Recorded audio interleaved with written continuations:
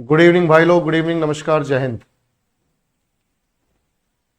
चलो बेटा जल्दी से बताओ कि ऑडियो वीडियो क्लियर है कि नहीं। सभी को नमस्कार, जय Hind, good evening.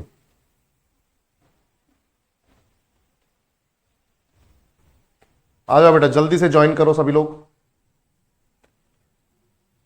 Good evening, good evening.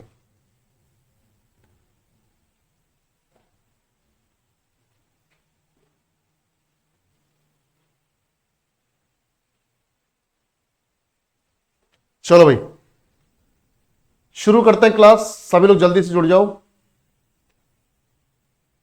सभी को राम राम, नमस्कार, जय हिंद। और ये बताओ कि कल जो तुम्हें टेस्ट दिया गया था पॉलिटी का, वो कैसा हुआ? उसके मार्क्स पता चले कि नहीं पता चले? कैसा हुआ वो? सभी को गुड इवनिंग।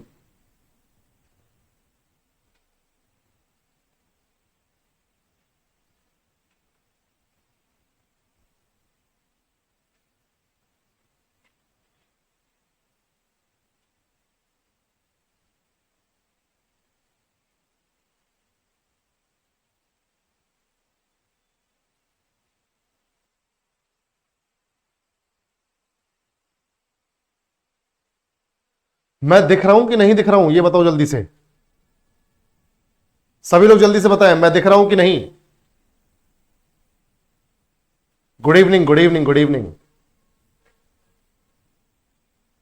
चलो मुझे ये बताओ, कल जो तुम्हारा टेस्ट हुआ था, जो सेक्शनल टेस्ट होता है, वीकली टेस्ट होता है, वो कैसा हुआ जो थर्सडे को होता है?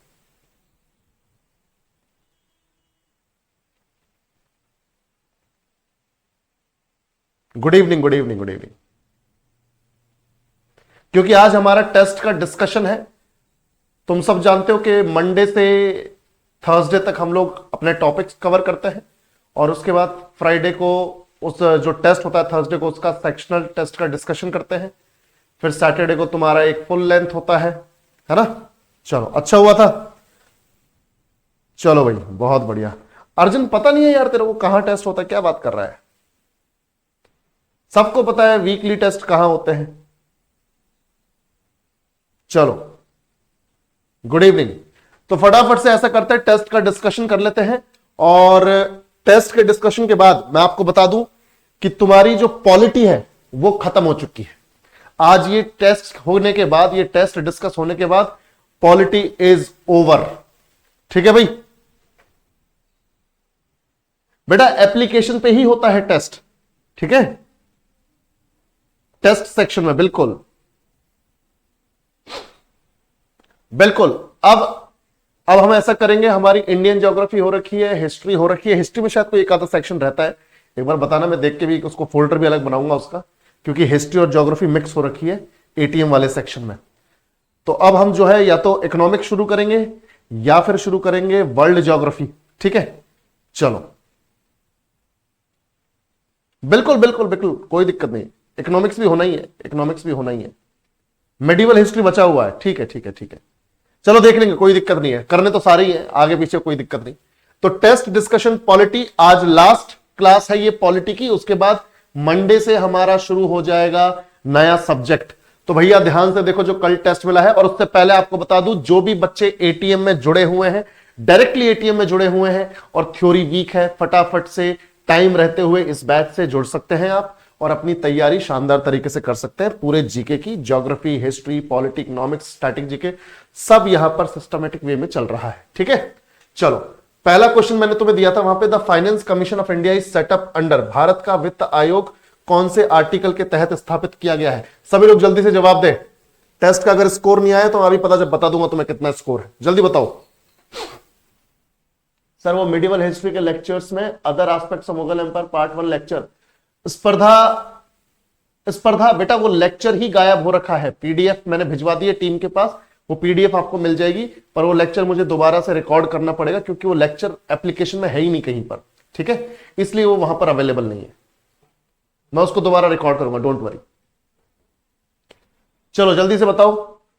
तो आर्टिकल 280 के तहत, आर्टिकल 280 के तहत फाइनेंस कमीशन की स्थापना होती है। फाइनेंस कमीशन को स्टैब्लिश किया जाता है, स्थापित किया जाता है आर्टिकल 280 के तहत। याद रखो, आर्टिकल 280 में ही वित्त आयोग या फाइनेंस कमीशन का जिक्र है। मैं आप सबको बता दूं कि हर 5 साल में, हर 5 वर्ष में, हर 5 वर्ष में या 5 वर्षों में राष्ट्रपति के द्वारा, है ना, प्रेसिडेंट के द्वारा, राष्ट्रपति के द्वारा फाइनेंस कमीशन बनाया जाता है, वित्त आयोग बनाया जाता है, फाइनेंस कमीशन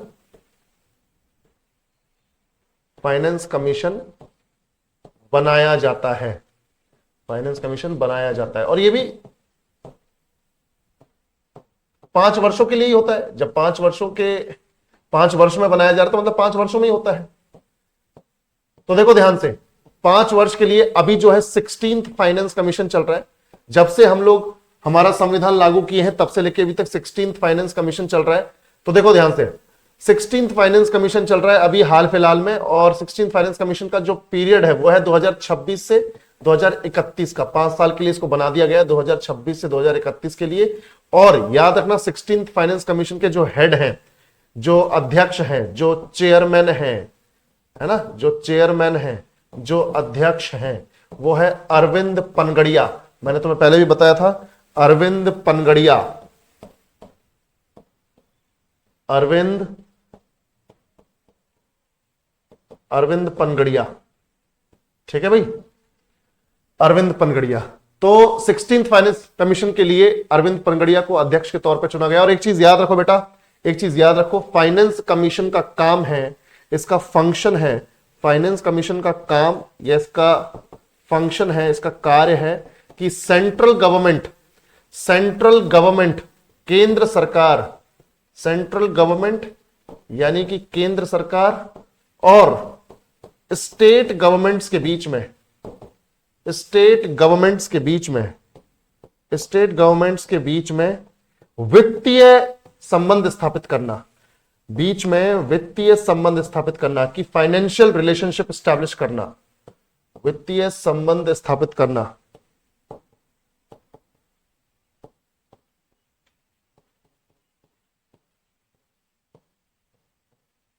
ठीक है भाई, तो केंद्र सरकार और राज्य सरकारों के बीच में वित्तीय संबंध स्थापित करना, यह इसका कार्य है। और इसका एक भाग मैं बताता हूं, इसका एक हिस्सा क्या है कि भारत सरकार और राज्य सरकारों के पास जो टैक्सेस आते हैं उनका बंटवारा, कि किस टैक्स का कितना अमाउंट केंद्र सरकार के पास और किस टैक्स का कितना अमाउंट राज्य सरकार के पास रहेगा, यह भी इसी का काम है, इसी हिस्से में आता है।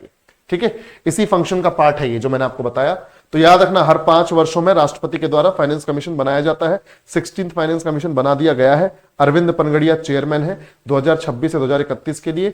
ये फाइनेंस कमीशन का काम है। और जो पहला फाइनेंस कमीशन था, जो फर्स्ट फाइनेंस कमीशन था, फर्स्ट फाइनेंस कमीशन 1951 में बनाया गया था, 1951 में बनाया गया था, 5 साल के लिए, 1952 से 1957 के लिए।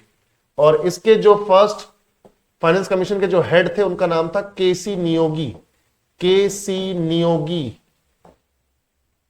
नियोगी यानी क्षितिज चंद्र नियोगी, क्षितिज चंद्र नियोगी।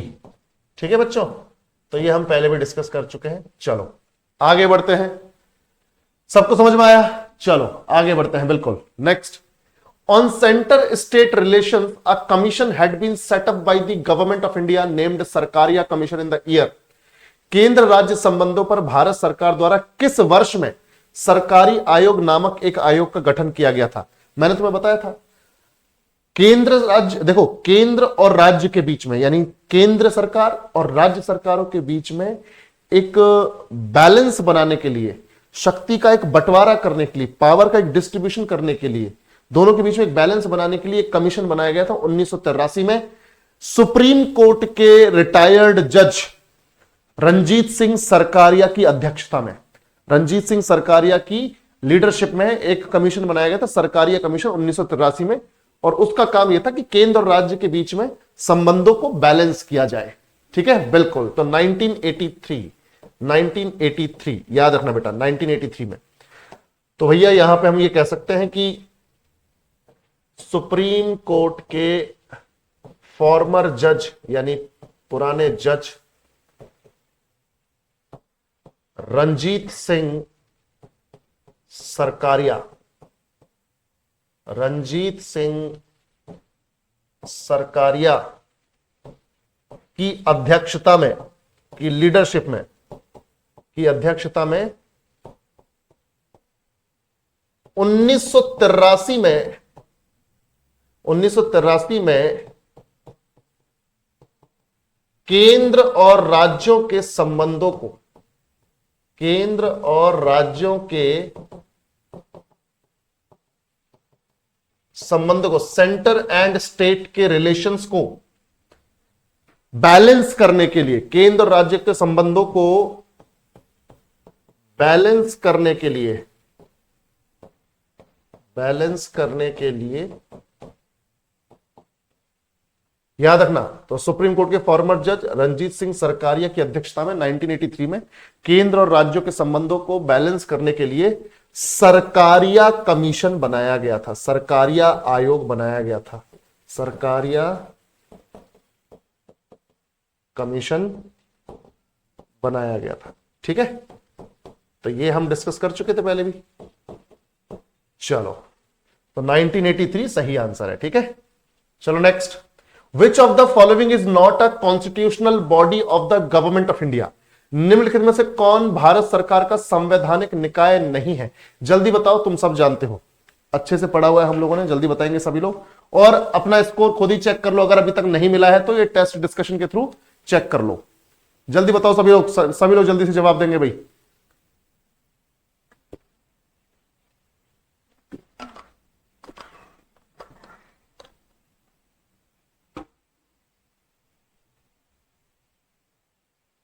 शाबाश, बिल्कुल, नीति आयोग। और हम सब जानते हैं कि कंप्ट्रोलर एंड ऑडिटर जनरल यानी नियंत्रक एवं महालेखा परीक्षक यानी सीएजी, सीएजी को हमने देखा है आर्टिकल 148 से 151 के बीच में, है ना बच्चों, 148 से 151 के बीच में।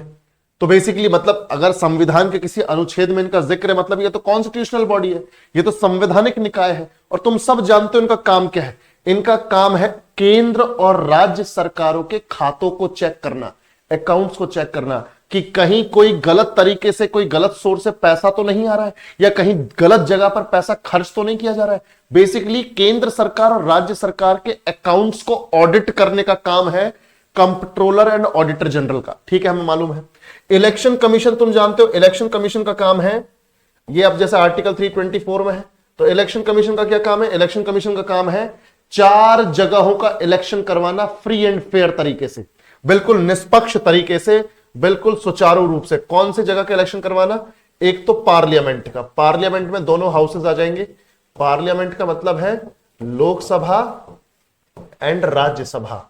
उसके बाद स्टेट लेजिस्लेचर का भी, यानी राज्य विधायी का भी। भाई संसद का करवा दिया, लोकसभा अपना राज्यसभा का। स्टेट लेजिस्लेचर में भी 2 हिस्से आ जाते हैं, विधानसभा एंड विधान परिषद। अब 6 ही राज्य वैसे तो विधान परिषद वाले, पर उन 6 राज्यों में विधान परिषद के भी तो इलेक्शन करवाने हैं। तो ये हो गया। तीसरा प्रेसिडेंट का, राष्ट्रपति का इलेक्शन, राष्ट्रपति का इलेक्शन, और फिर वाइस प्रेसिडेंट यानी उपराष्ट्रपति का इलेक्शन। तो इन 4 जगहों के इलेक्शन करवाने की जिम्मेदारी किसकी है? इलेक्शन कमीशन की है। ठीक है, बाकी पंचायतों के और म्युनिसिपैलिटी के, पंचायतों के और नगर पालिकाओं के चुनाव करवाने के लिए हर राज्य के पास अपना राज्य चुनाव आयोग है, स्टेट इलेक्शन कमीशन है।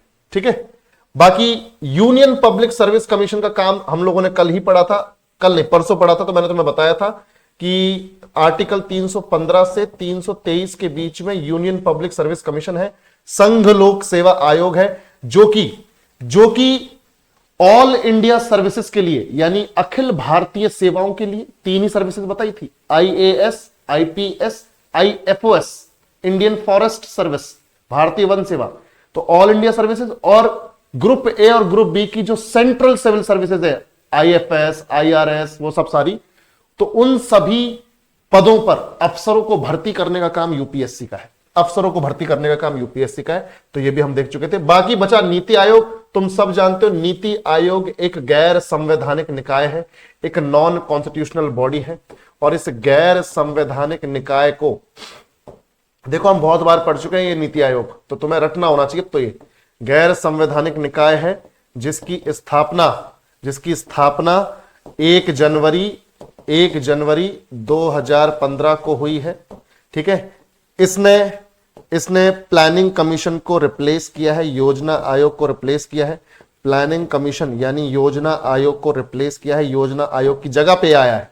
ठीक है, पहले योजना आयोग हुआ करता था, अब ये है योजना आयोग को, प्लानिंग कमीशन को रिप्लेस किया है। और तुम सब जानते हो इसका फुल फॉर्म क्या है, नेशनल इंस्टीट्यूशन है ना, national institution for, full form बहुत इंपॉर्टेंट और ये अंग्रेजी में ही होगा, national institution for transforming India, for transforming India. ठीक है, ये इसका फुल फॉर्म है। और हम ये भी जानते हैं कि इसका हेडक्वार्टर है नई दिल्ली, इसका हेडक्वार्टर है नई दिल्ली। और भारत सरकार जो भी नीतियां बना रही है जनता के लिए, उसके लिए सलाह कौन देता है, नीति आयोग ही देता है। यानी थिंक टैंक है भारत सरकार का, थिंक टैंक है, यानी भारत सरकार के लिए सोचने का काम करता है नीति आयोग। पॉलिसी कैसी हो ये सोचता कौन है, नीति आयोग सोचता है। तो think tank of Indian government. ठीक है, ये सारी चीजें हम जानते हैं। चलो, नीति आयोग जो है ये कॉन्स्टिट्यूशनल बॉडी नहीं है। Next, the first finance commission was established in, पहला वित्त आयोग स्थापित किया गया था, बताओ कौन से ईयर में। मैं ये बोल रहा हूं कौन से ईयर में स्थापित किया गया था, मैं ये नहीं बोल रहा हूं कि किस ईयर के लिए स्थापित किया गया था, किस ईयर में स्थापित किया गया था ये बताओ जल्दी से। नहीं, देखो सुमित बाबू गलती कर रहे हो बेटा, मैं बोल रहा हूं कौन से ईयर में स्थापित किया गया था। 1952 से 1957 तक, 1952 से 57 तक के लिए तो बनाया गया है। बनाया कब गया है 51, बिल्कुल 1951। अब ठीक है सुमित, चलो बहुत बढ़िया। तो 1951 में बनाया गया था फर्स्ट फाइनेंस कमीशन। ठीक है, 22 नवंबर 1951 को बनाया गया है। ठीक है, और 1952 से 1957 तक के लिए बनाया गया है। और फर्स्ट फाइनेंस कमीशन के जो हेड थे, जो चेयरमैन थे, अध्यक्ष थे, उनका नाम था केसी नियोगी, यानी क्षितिज चंद्र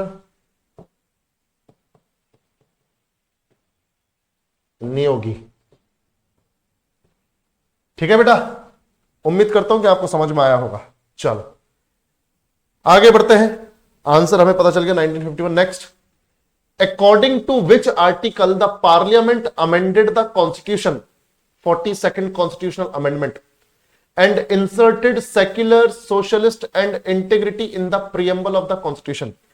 कौन से अनुच्छेद के अनुसार संसद ने संविधान में संशोधन किया, कौन सा संशोधन किया, 42वां संवैधानिक संशोधन किया। और संविधान की प्रस्तावना का मतलब है संविधान की समरी। अगर संविधान ना पढ़ना हो और फिर भी जानना है कि संविधान में क्या है, तो उसकी समरी पढ़ लो, उसकी प्रस्तावना पढ़ लो। तो उसमें धर्मनिरपेक्ष, समाजवादी और अखंडता को शामिल किया, ये 3 शब्द नए जोड़े। कौन से अनुच्छेद के तहत अमेंडमेंट हुआ है, बिल्कुल 368 के तहत। तो तुम सबको मालूम होना चाहिए कि पार्लियामेंट के पास, संसद के पास, और संसद का मतलब तुम सब जानते हो, संसद का मतलब है लोकसभा, राज्यसभा और प्रेसिडेंट। तो संसद के पास है ना, पार्लियामेंट के पास अनुच्छेद 368 के तहत संविधान को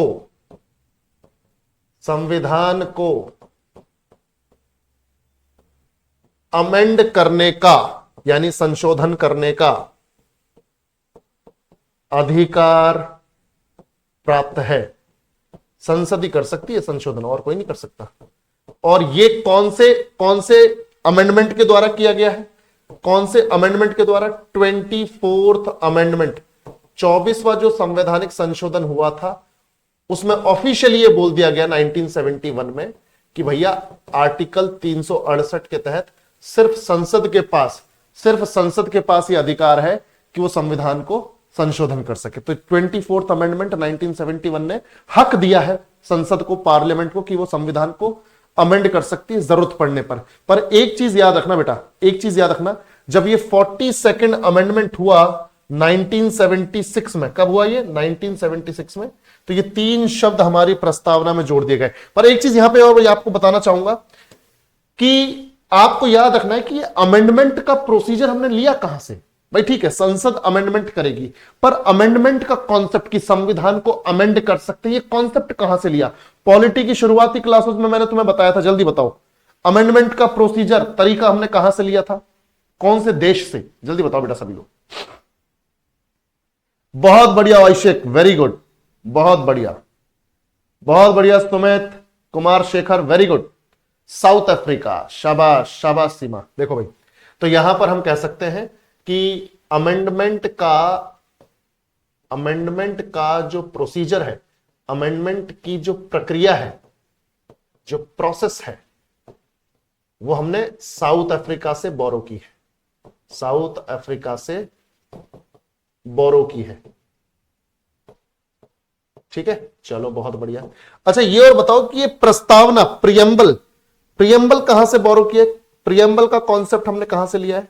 ये सब बताया हुआ है तुम लोगों को। प्रियम्बल का कॉन्सेप्ट कहां से लिया हुआ है? जल्दी बताओ।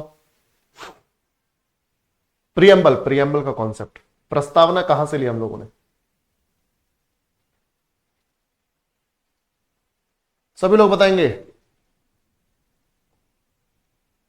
रिवीजन नहीं चल रहा है तुम लोगों का ससुरो, पॉलिटी खत्म हो गई है आज और तुम्हारा रिवीजन नहीं हुआ है अभी। कनाडा से बोल रहा है सुमित कुमार शेखर, भी कनाडा से, महिमा बाबू भी कनाडा से। बेटे तुम साला अभी तुम ना ऑनलाइन हो भाई, अगर तुम ऑफलाइन बैठे होते ना सालो तुम्हारी गुद्दी चटका देता मैं।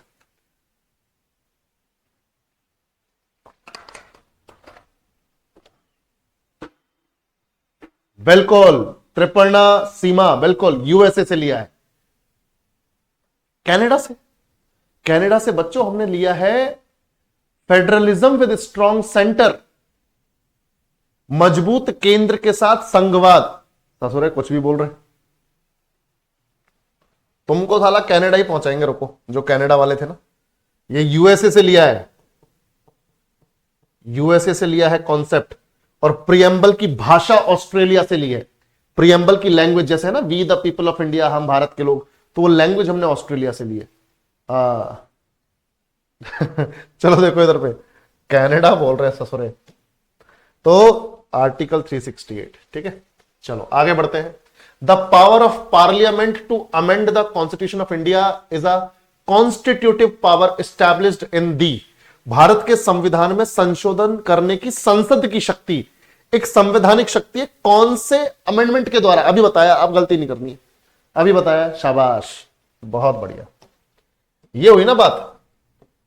तो 24th अमेंडमेंट 1971, इसी के तहत पार्लियामेंट को ऑफिशियली ये पावर मिली है कि वो अमेंड कर सके हमारे संविधान को, है ना। बाकी तुम जानते हो 44th amendment right to property को फंडामेंटल राइट से हटा दिया इसने, तो तुम सब जानते हो राइट टू प्रॉपर्टी, संपत्ति का अधिकार, right to property fundamental right था 1978 तक, 1978 तक। फिर 1978 में ये 44th अमेंडमेंट एक्ट आ गया और उसके तहत ये फंडामेंटल राइट से खत्म होकर कहां शिफ्ट हो गया? ये शिफ्ट हो गया लीगल राइट में। फंडामेंटल राइट से सिर्फ कानूनी अधिकार बन के रह गया संपत्ति का अधिकार। ठीक है, क्या ये संपत्ति का अधिकार? तो याद रखो बेटा, संपत्ति का अधिकार अब फंडामेंटल राइट नहीं है, 1978 में जब ये 44th अमेंडमेंट आया तो ये फंडामेंटल राइट से हटके क्या हो गया, फंडामेंटल राइट से हो गया लीगल राइट, कानूनी अधिकार। और फर्क यह है कानूनी और फंडामेंटल राइट में, कानूनी अधिकार और फंडामेंटल राइट में। भाई देखो, मौलिक अधिकार तो ऐसा है कि भाई इसको तो संशोधन करने के लिए भी पार्लियामेंट को बहुत मशक्कत करनी पड़ेगी, पर जब कोई लीगल राइट है तो लीगल राइट को चेंज करने, हटाने, मोल्ड करने के लिए किसी की भी परमिशन की जरूरत नहीं, कोई ज्यादा पचड़े नहीं है, सरकार जब चाहे तब चाहे वैसे करके इस लीगल राइट को चेंज कर सकती है। फंडामेंटल राइट को करने के लिए बहुत लंबा प्रोसीजर है, अमेंड करने के लिए लंबा प्रोसीजर है। तो राइट टू प्रॉपर्टी को लीगल राइट में कन्वर्ट किया गया 1978 में। पहले जो राइट टू प्रॉपर्टी आर्टिकल 31 में था, पहले जो आर्टिकल 31 में था, तो अब लीगल राइट जब से बना है तो ये क्या है, आर्टिकल 300A में है। ठीक है, पहले पार्ट 3 में था, भाग 3 में था, अब भाग 12 में है। ठीक है, चलो ये तुम जानते हो, है ना, तो आंसर तो अपना यही है। बाकी 42nd अमेंडमेंट तुम सब जानते हो, 42nd अमेंडमेंट को तो मिनी कॉन्स्टिट्यूशन भी बोलते हैं, आगे मैं इसका जिक्र करूंगा, मैंने एक क्वेश्चन दिया है। इसे लघु संविधान बोलते हैं क्योंकि इतने सारे, इस 42nd अमेंडमेंट 1976 में इतने सारे अमेंडमेंट्स हुए हैं कि अपने आप में एक संविधान है ये, मिनी कॉन्स्टिट्यूशन, लघु संविधान, है ना, अपने आप में ही एक लघु, एक छोटा संविधान है। इसको आगे देखेंगे अभी।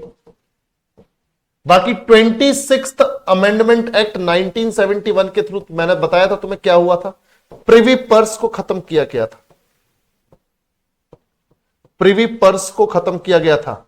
मैंने बताया था ना प्रिवी पर्स क्या था, जब आजाद हुए थे और रियासतों को भारत में मिलाया था सरदार वल्लभ भाई पटेल ने 1947 में, 565 से ज्यादा रियासतों को जब मिलाया था, 565 प्रिंसली स्टेट्स को जब मिलाया था, तो उनसे वादा किया था कि भाई तुम भारत में शामिल हो जाओ, हम तुम्हें सालाना तुम्हारी रियासत के साइज के हिसाब से तुम्हें पैसा दे देंगे। तो सारी रियासतों के साथ ऐसे किया, साइन करवाया, शामिल किया और उनको बोला भाई ठीक है, तुम्हारे इतनी बड़ी रियासत है, तुम 5 लाख सालाना। अब 5 लाख उस वक्त में तो बहुत बड़ा अमाउंट था। ठीक है, तो इस तरह से सभी रियासतों के साथ डील साइन की। पर 1971 में इंदिरा गांधी जी ने 26th अमेंडमेंट एक्ट 1971 के थ्रू यह सुविधा राजशाही परिवारों को जो मिल रही थी उसे खत्म कर दिया। ठीक है, चलो तो ये हम डिस्कस कर चुके थे। Which article of the constitution of India gives the parliament the power to amend the constitution.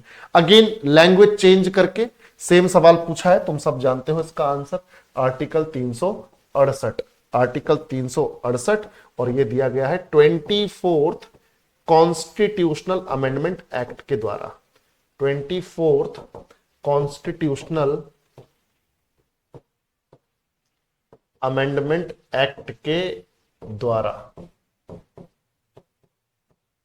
ठीक है भाई, तो 24th कॉन्स्टिट्यूशनल अमेंडमेंट एक्ट के द्वारा, यानी यहां पे कॉन्स्टिट्यूशनल अमेंडमेंट एक्ट को हिंदी में क्या बोलते हैं, संवैधानिक संशोधन अधिनियम, संवैधानिक संशोधन अधिनियम।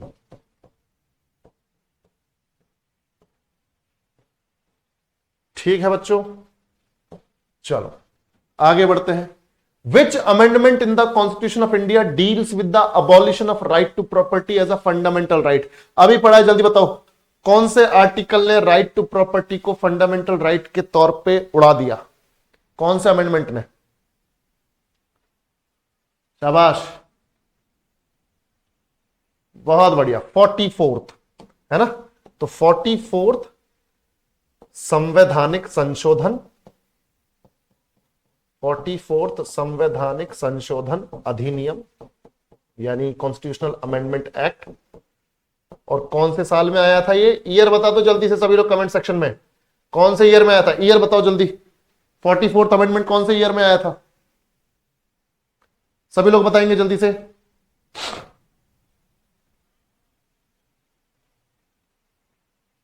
(1978) वेरी गुड, 1978। चलो बहुत बढ़िया, आगे बढ़ते हैं। Next, which constitutional amendment known as mini constitution gave effect to the recommendations of Swaran Singh. किस संवैधानिक संशोधन को मिनी संविधान के नाम से जाना जाता है जिसने स्वर्ण सिंह की सिफारिशों को प्रभावी बनाया? तुम सब जानते हो कि स्वर्ण सिंह जो है 1976 में इनके नाम पर, इनकी अध्यक्षता में कमेटी बनती है, स्वर्ण सिंह कमेटी।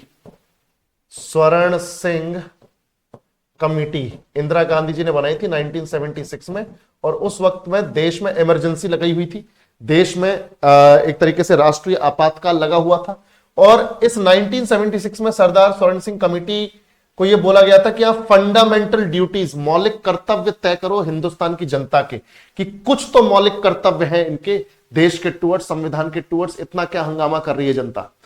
तो 1976 में सरदार स्वर्ण सिंह की कमेटी ने सिफारिश की कि ठीक है भाई, अगर संविधान भारत के लोगों को इतना कुछ दे रहा है, भारत की सरकार लोगों को इतना कुछ कर रही है इनके लिए, तो देश के टुवर्ड्स, संविधान के टुवर्ड्स जनता का भी कुछ फर्ज है। तो इन्होंने 8 फंडामेंटल ड्यूटी सजेस्ट की, 8 मौलिक कर्तव्य, 8 मौलिक कर्तव्य सजेस्ट किए, है ना भाई, 8 मौलिक कर्तव्य जो है सजेस्ट किए इन्होंने, 8 मौलिक कर्तव्य सजेस्ट किए। और फिर एक अमेंडमेंट होता है 42nd अमेंडमेंट, और 42nd अमेंडमेंट ने क्या किया, फंडामेंटल ड्यूटीज को ऐड करने के लिए, क्योंकि सारे आर्टिकल, सारे पार्ट्स भरे हुए थे, तो कोई नया पार्ट और नया आर्टिकल चाहिए था, तो 42nd अमेंडमेंट 1976 ने एक नया पार्ट क्रिएट किया, एक नया पार्ट क्रिएट किया गया, पार्ट 4A, पार्ट 4A, और एक नया आर्टिकल क्रिएट किया गया 51A, और इसमें डाल दी 10 फंडामेंटल ड्यूटीज। यानी कमिटी ने तो रिकमेंड की थी 8, 2 और इस अमेंडमेंट ने ऐड करके डाल दी। पर फिलहाल करंट में फंडामेंटल ड्यूटीज कितनी है बच्चों? करंट में fundamental duties, presently fundamental duties 11 है, क्योंकि जो 11th फंडामेंटल ड्यूटी है, 11th मौलिक कर्तव्य है, 11th duty 86th amendment, 86th constitutional amendment act 2002 के तहत ऐड हुई है, और वो है right to education. Right to education यानी as a parent, as a guardian, हमारी ड्यूटी बनती है कि हमारे आसपास अगर 6 से 14 वर्ष की उम्र के बीच के बच्चे हैं तो हम उन्हें फ्री और कंपलसरी यानी मुफ्त और अनिवार्य स्कूली शिक्षा दिलवाएं। प्राइमरी स्कूली शिक्षा, प्राथमिकी लेवल की, यानी पहली क्लास से 5वीं क्लास तक की। ठीक है, तो ये हमारी 11वीं फंडामेंटल ड्यूटी। पर अब बात है कि सर इसे मिनी कॉन्स्टिट्यूशन क्यों बोलते हैं, ऐसा क्या क्या हुआ? तो मैंने आप लोगों को बताया था इसमें क्या क्या हुआ, है ना भाई। मैंने आपको बताया, पहली चीज तो ये बताई कि प्रियम्बल में, प्रस्तावना में, प्रियम्बल में इसी अमेंडमेंट के द्वारा, 42nd अमेंडमेंट के द्वारा प्रस्तावना में 3 नए वर्ड्स जोड़े गए। मैंने बताया था तुम लोगों को, 3 नए वर्ड्स जोड़े गए। सेक्युलर यानी धर्मनिरपेक्ष, यानी भारत का अपना कोई धर्म नहीं, सभी धर्मों के लोगों को, सभी धर्मों को बराबर तरीके से ट्रीट किया जाएगा। ठीक है। फिर एक था सोशलिस्ट, समाजवादी, यानी भारत का संविधान समाजवादी है। इसका मतलब यह है कि भैया हमारे यहां पर जितने भी रिसोर्सेज हैं, जितने भी संसाधन हैं, उन पर सभी लोगों का बराबर अधिकार है। फिर एक था इंटेग्रिटी, यानी भारत जो है उसे तोड़ा नहीं जा सकता, भारत एक अखंड है, भारत एक अखंड देश है, यानी जिसे खंडित ना किया जा सके वो अखंड है। तो भारत की अखंडता को कोई चैलेंज करेगा तो वो देशद्रोह, उसके ऊपर चार्ज लगेगा। तो याद रखना बेटा, ये 3 नए शब्द जोड़े गए थे, धर्मनिरपेक्ष, धर्मनिरपेक्ष, समाजवादी, समाजवादी और इंटेग्रिटी। इंटेग्रिटी ध्यान से देखो बेटा, इंटेग्रिटी यानी कि अखंडता, अखंडता। ठीक है, चलो दूसरा मैंने तुम्हें बताया था कि इसमें क्या हुआ था, इसमें फंडामेंटल ड्यूटीज ऐड हुई, फंडामेंटल ड्यूटीज ऐड हुई, अभी बताया मैंने, फंडामेंटल ड्यूटीज ऐड हुई। तो कहां हुई? पार्ट 4A में और आर्टिकल 51A में। तीसरा, नए डीपीएसपी, 3 नई डीपीएसपी ऐड की गई, 3 नए डीपीएसपी ऐड की गए। ध्यान से देखो, 3 न्यू डीपीएसपी, राज्य के नीति निर्देशक सिद्धांत, directive principles of state policy. 3 नए राज्य के नीति निर्देशक सिद्धांत जोड़े गए, एक तो 39A, दूसरा 43A और फिर 48A। मैंने ये भी बताया था इसके अंदर क्या क्या है। 39A में कि जो भी गरीब है अगर उनके ऊपर कोई केस होता है और वो वकील को देने के लिए उनके पास पैसे नहीं है तो फ्री वकील वाली सेवा दी जाए इनको, free legal aid to the poor, गरीबों को मुफ्त में कानूनी सेवा दी जाए। 43A में अगर कोई इंडस्ट्री है, सरकारी उद्योग है और उसमें कर्मचारी काम कर रहे हैं, मजदूर लोग काम कर रहे हैं, तो उनका उस इंडस्ट्री के मैनेजमेंट में कुछ पार्टिसिपेशन होना चाहिए। यानी जैसे मजदूरों का अपना यूनियन हो, यूनियन मजदूरों के बिहाफ पे अपनी डिमांड रख सके। मान लो मजदूरों को दिवाली का बोनस चाहिए, तो यूनियन का जो लीडर है, मजदूरों का जो यूनियन है, उनका जो ग्रुप है, उसका जो लीडर है, वो जाके सरकार को बोले कि भाई मजदूरों को दिवाली का बोनस तो 10-10 हजार रुपए। समझ रहे हो भाई? तो मजदूरों का, वर्कर्स का participation in the management of industry. फिर 48A में कि एनवायरमेंट को इंप्रूव करना है, प्रोटेक्ट करना है, पर्यावरण को सुधारना है, सुरक्षित करना है। फिर चौथा काम क्या हुआ था, मैंने तुम्हें बताया था चौथा काम क्या हुआ था यहां पे 42nd अमेंडमेंट के द्वारा, कि राष्ट्रपति ध्यान से देखो बेटा, यहां पे राष्ट्रपति के लिए कंपलसरी कर दिया गया कि राष्ट्रपति काउंसिल ऑफ मिनिस्टर्स यानी मंत्री परिषद की सलाह पर काम करेंगे। राष्ट्रपति के लिए जरूरी है कि वो मंत्री परिषद की, यानी मंत्री परिषद का मतलब क्या है, पीएम प्लस मिनिस्टर्स, प्रधानमंत्री और उनके जो मिनिस्टर्स हैं उसे बोल दिया मिला के मंत्री परिषद। तो मंत्री परिषद की, काउंसिल ऑफ मिनिस्टर की सलाह पर काम करेंगे, प्रेसिडेंट सलाह पर काम करेंगे। सलाह मानना अनिवार्य है, ठीक है, सलाह मानना अनिवार्य है, प्रेसिडेंट मना नहीं कर सकते। ये एक हो गया। उसके बाद फंडामेंटल राइट से ऊपर डीपीएसपी को इंपॉर्टेंस दी गई, राज्य के नीति निर्देशक सिद्धांतों को इंपॉर्टेंस दी गई, फंडामेंटल राइट से ऊपर डीपीएसपी को इंपॉर्टेंस दी गई, ठीक है। यानी ये बोला गया कि अगर सरकार किसी डीपीएसपी को लागू करती है जनता के ऊपर और इस दौरान कोई फंडामेंटल राइट, कोई मौलिक अधिकार का उल्लंघन हो जाए तो उसे उल्लंघन कंसीडर नहीं किया जाएगा, क्योंकि डीपीएसपी को लागू किया जा रहा है और डीपीएसपी को लागू करना ज्यादा इंपॉर्टेंट है। इस दौरान अगर कोई फंडामेंटल राइट उल्लंघन होता भी है तो वो उल्लंघन कंसीडर नहीं किया जाएगा। तो फंडामेंटल राइट को एक तरीके से दबा दिया और डीपीएसपी को ऊपर रखा। और एक चीज और यहां पे हुई, एक चीज यहां पर यह हुई कि आर्टिकल 172 के तहत, आर्टिकल 172, इसको 72 को छोड़ो, हाले को आर्टिकल को छोड़ो, मैंने बताया था लोकसभा और राज्यों की विधानसभा, लोकसभा और राज्यों की विधानसभा का टेन्योर 5 साल से 6 साल कर दिया गया था, 1 साल बढ़ा दिया गया था। तो लोकसभा और राज्यों की विधानसभाओं का टेन्योर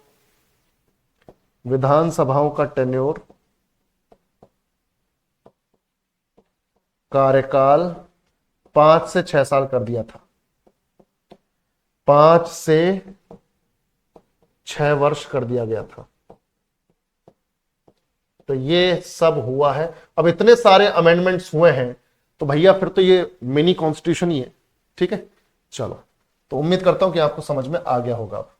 तो 42nd अमेंडमेंट के द्वारा, ठीक है, समझ में आया कि नहीं, क्लियर है, जल्दी बताओ। बिल्कुल बाध्यकारी हो गए सुमित, ठीक है।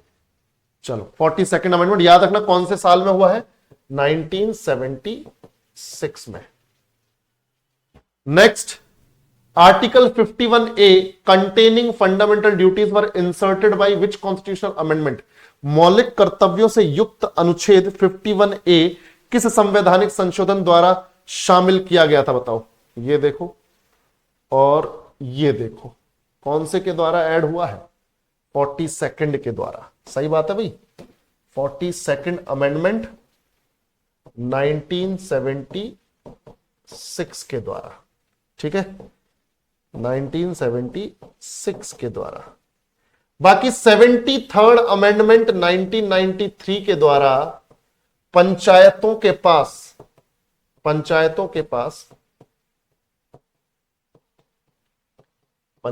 पास 29 विषयों पर, सब्जेक्ट्स पर काम करने की पावर आ गई, कार्य करने की पावर आ गई। याद है ना, ये पढ़ा था हम लोगों ने। यानी ये जो 73rd अमेंडमेंट हुआ, 73rd अमेंडमेंट हुआ, इससे 11th शेड्यूल बना, 11वीं अनुसूची बनी, है ना। 11th शेड्यूल 11वीं अनुसूची बनी, 11th शेड्यूल 11वीं अनुसूची बनी। और इस अनुसूची में पंचायतों को 29 विषयों पर कार्य करने की पावर दे दी। 74th अमेंडमेंट 1993 से भी यही हुआ। चलो पंचायत तो कहां की होती है, पंचायत तो होती गांव की। सेम पावर शहरों में काम करने के लिए दे दी म्यूनिसिपैलिटी को 74th अमेंडमेंट के द्वारा। म्यूनिसिपैलिटी यानी नगर पालिका, म्यूनिसिपैलिटी यानी नगर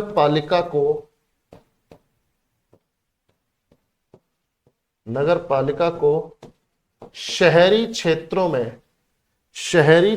में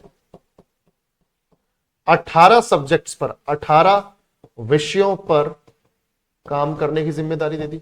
18 विषयों पर काम करने की जिम्मेदारी दे दी।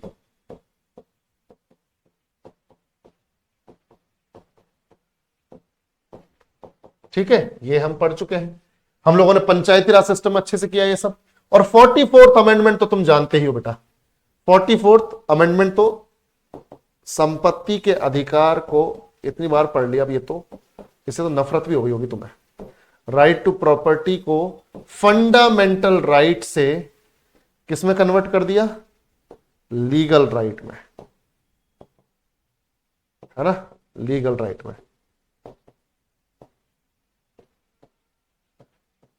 कानूनी अधिकार में, मौलिक अधिकार से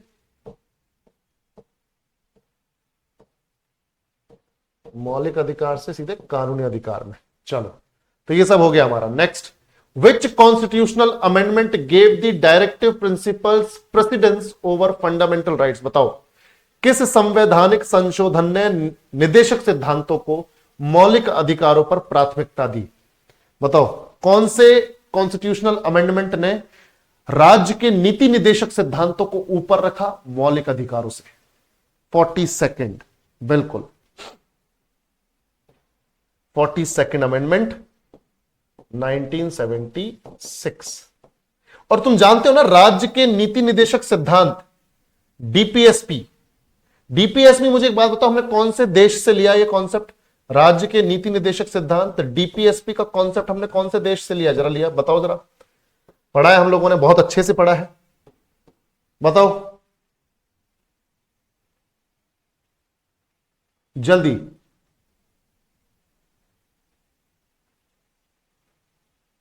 आयरलैंड से, बिल्कुल आयरलैंड से,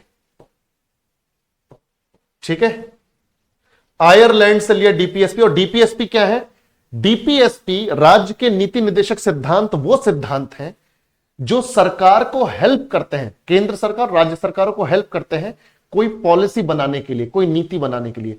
अगर सरकार जो है कोई नीति बना रही है और उसको ऐसा लग रहा है यार थोड़े आइडियाज कम आ रहे हैं, कैसे बेहतर पॉलिसी बन सकती है, तो वो हेल्प ले सकती है राज्य के नीति निदेशक सिद्धांतों, ठीक है, राज्य के नीति निर्देशक सिद्धांतों की हेल्प ले सकती है कि अच्छा राज्य के नीति निर्देशक सिद्धांत में ये लिखा हुआ है, चलो ऐसी पॉलिसी बनाते हैं। तो मतलब बेहतर पॉलिसी अगर बनानी है केंद्र सरकार या राज्य सरकारों को तो वो डीपीएसपी की मदद ले सके। डीपीएसपी यानी वो सिद्धांत जो है उनको देख सकते हैं सरकार, ठीक है, और उसके बाद इंप्लीमेंट करे पॉलिसी को। तो आयरलैंड से लिया हुआ कॉन्सेप्ट है डीपीएसपी, याद रखना। और ये पार्ट 4 में है, संविधान के पार्ट 4 में है और आर्टिकल 36 से 51 के बीच में है, 36 से 51 के बीच में, ठीक है। Next, by which amendment act was the term secular added to the constitution of India. सब जानते हो सेक्युलर, इंटीग्रिटी और सोशलिस्ट तीनों शब्द कौन से संवैधानिक संशोधन से ऐड किए गए हैं, जल्दी बताओ बेटा सभी लोग। बिल्कुल 42nd अमेंडमेंट 1976 के तहत ऐड किए गए हैं तीन शब्द, ठीक है, socialist, secular and integrity, Samajwadi, धर्मनिरपेक्ष और अखंडता। बिल्कुल सुमित, मैं बता देता हूं, सुमित जो बोल रहा है शायद ये वाली बात बोल रहा है कि ये जो 44th अमेंडमेंट है 44th अमेंडमेंट जो 1978 में हुआ, इसके तहत एक चीज और हुई थी, मैंने तुम्हें पहले भी बताया था जब हमने इमरजेंसी पढ़ी थी, कि पहले क्या होता था कि इंटरनल डिस्टरबेंस बोलते थे। मैंने बताया था ना, इमरजेंसी, राष्ट्रीय आपातकाल, नेशनल इमरजेंसी 3 कंडीशंस पे लगती है, वॉर यानी युद्ध, एक्सटर्नल एग्रेशन यानी बाह्य आक्रामकता, और तीसरा आर्म्ड रेबेलियन, मैंने सशस्त्र विद्रोह बताया था। पर 1978 से पहले सशस्त्र विद्रोह यानी आर्म्ड रेबेलियन शब्द यूज नहीं होता था। 1978 के अमेंडमेंट से पहले होता था इंटरनल डिस्टरबेंस। इंटरनल डिस्टरबेंस, इस शब्द को हटा के इसी अमेंडमेंट के द्वारा, 44th अमेंडमेंट के द्वारा आर्म्ड रेबेलियन जोड़ा गया, इसको हटा दिया गया और आर्म्ड रेबेलियन यानी सशस्त्र विद्रोह ये ऐड किया गया, सशस्त्र विद्रोह ऐड किया गया। ठीक है, चलो नेक्स्ट हो गया भाई, चलो ठीक है। तो इस तरीके से बेटा सिस्टमेटिक वे, ऑर्गेनाइज्ड मैनर में आप पूरे कोर्स को भी कवर कर सकते हो। जिन्होंने भी कोर्स अभी ज्वाइन नहीं किया है या जिनकी जीके अभी कमजोर है, जो सिर्फ डायरेक्टली एटीएम में जुड़ गए हैं ये सोच के कि एटीएम से ही हो जाएगा, तो एटीएम से, सिर्फ एटीएम से नहीं होगा, कॉम्बिनेशन से होगा। थ्योरी पहले पढ़ो, फिर एटीएम लगाओगे तो मजा आ जाएगा। जो लोग यहां पे एटीएम में ऑलरेडी हैं उनकी थ्योरी हो रखी है, इसलिए वो एटीएम में है। ठीक है, तो ये कोर्स बहुत शानदार है, बहुत बढ़िया है, आप इसको परचेस करके अपनी जीके की शानदार तैयारी कर सकते हो। और अभी क्लास ओवर हो चुकी है, 5:30 बजे मिलते हैं हमारी ज्योग्राफी की क्लास में। ठीक है भाई, एग्रीकल्चर का अगला पार्ट आ रहा है। चलो बेटा मिलते हैं। Sir static GK class 19 PDF open नहीं हो रही है सर। नंदा यार मैंने तो देखा वो ओपन हो रही है, तूने कल भी बताया था मेरे को, क्या बात कर रहा है। मैं एक बार उसे रीअपलोड करता हूं, ठीक है, मैं उसे एक बार रीअपलोड करता हूं, फिर हो जाएगा शायद। चलो बेटा देखते हैं मंडे से इकोनॉमिक्स या फिर जो अपना दूसरा कोई सब्जेक्ट बचा है तो उसको देखेंगे। चलो बिल्कुल बिल्कुल बिल्कुल, चलो नहीं हो रहा है, ठीक है ठीक है, मैं एक बार रीअपलोड कर देता हूं, कोई दिक्कत नहीं नंदा, मैं रीअपलोड करता हूं। अब तो मेरे पास है उसका कंट्रोल, कोई दिक्कत नहीं। Thank you Mahima, thank you बेटा, thank you, thank you Pradosh. चलो बेटा अब गायब हो जाओ, ठीक है। Vishwajit Nanda sir railway group D का एज लिमिट क्या होगा? बेटा वो नोटिफिकेशन में अभी देखो, नोटिफिकेशन आने तो प्रॉपर, उसमें सारी चीजें बताएंगे, टेंशन ना लो। ठीक है, बाय, मिलते हैं 5:30 बजे।